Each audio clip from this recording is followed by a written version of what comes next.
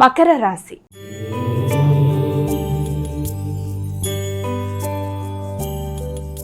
ఇక మకర రాశి వారికి రోజు ఎలా ఉంది? మకర రాశి వారి విషయాన్ని తీసుకున్నట్లయితే మకర రాశి వారికి వ్యక్తుల సహకారం బాగుంటుంది. శ్రద్ధగా, శ్రమతో, లక్ష్యంతో అనుకున్న పనులని సాధిస్తారు. ఆగుతూ వచ్చిన పనులని మీ యొక్క స్వయం కృషితో, స్వంత నిర్ణయాలతో, వ్యక్తుల సహకారంతో, భాగస్వామ్య నిర్ణయాలతో, జీవిత భాగస్వామితో కావచ్చు, లేకపోతే స్నేహ సంబంధాలతో కానీ, వారి సహకారంతో కానీ ఆ పనులను పూర్తి చేసుకోవడానికి ప్రయత్నాలు చేస్తారు. వ్యక్తుల సహకారం, తోడ్పాటు అనుకూలంగా ఉంటాయి. పరాక్రమం పెరుగుతుంది. మంచి నిర్ణయాలు తీసుకుంటారు.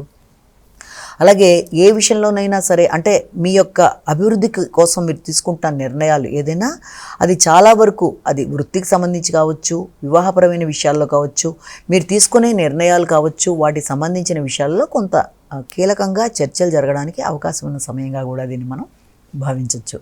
కుంభరాశి.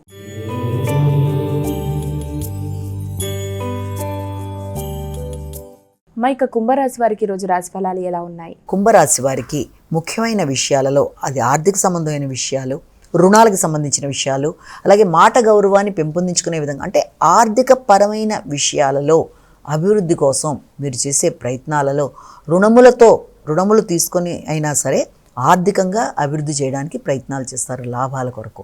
ఆ విషయంలో తగిన విధంగా జాగ్రత్తలు తీసుకుంటూ మాట గౌరవం పెంపొందించుకుంటూ ముందుకు వెళ్ళాలి. వాగ్దానాలు నిలబెట్టుకోవడానికి ప్రయత్నం చేయాలి. కుటుంబ సభ్యులతో మంచి సామరస్యంగా ముందుకు వెళ్ళినట్లయితే మంచి ప్రయత్నాలు అనుకూలంగా ఉంటాయి. అలాగే దంత ఆరోగ్య విషయంలో కానీ, కంటి ఆరోగ్య విషయంలో కానీ తగిన జాగ్రత్తలతో ముందుకు వెళ్ళాలి. నూతన ప్రదేశాల్లో ఆహార స్వీకరణ విషయంలో తగిన జాగ్రత్తలతో ముందుకు వెళ్ళాలి. ఉన్నత స్థాయి వ్యక్తులు, అంటే మీ పై అధికారులతో మీరు సమన్వయాన్ని పాటించుకుంటూ మంచిగా పనులు సాధించుకుంటూ ముందుకు వెళ్ళడానికి ప్రయత్నం చేయాలి. ఘర్షణలకు దూరంగా ఉండి నైపుణ్యాలని పెంపొందించుకుంటూ మంచి ఫలితాలు సాధించడానికి ప్రయత్నాలు చేయాలి. మీనరాశి.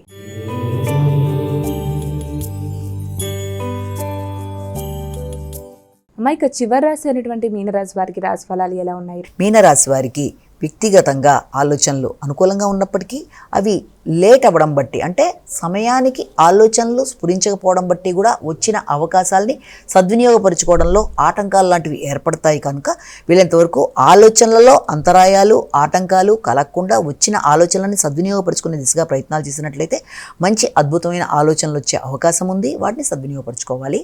అలాగే వృత్తిపరమైన అభివృద్ధి విషయంలో కానీ, వ్యక్తిగతమైన అభివృద్ధి విషయంలో కానీ మంచి ఆలోచనలతో పాటుగా మంచి క్రియేటివిటీ అనేది ఏర్పడడం, వ్యక్తుల యొక్క సహకారం బాగుండడం, ఆకస్మికమైన లాభదాయకమైన ఆలోచనలని సద్వినియోగపరుచుకోవడం బట్టి వ్యక్తిగత వృద్ధి, దాంతోపాటుగా మీ యొక్క వృత్తిపరమైన వృద్ధికి కూడా అవకాశం ఉంటుంది. కాబట్టి వీళ్ళంతవరకు ఆలోచనల మీద దృష్టి కేటాయిస్తూ వచ్చిన ఆలోచనలని ఉపయోగించుకుంటూ, అదేవిధంగా వ్యక్తుల సహకారాన్ని సద్వినియోగపరుచుకుంటూ మానసిక ప్రశాంతతతో, నూతన క్రియేటివిటీతో ముందుకు వెళ్ళినట్లయితే ఆశించిన విషయాలు, ముఖ్యంగా వృత్తి, వ్యక్తిగత అభివృద్ధి అనుకూలంగా ఉంటాయని మనం ఇక్కడ భావన చేయొచ్చు.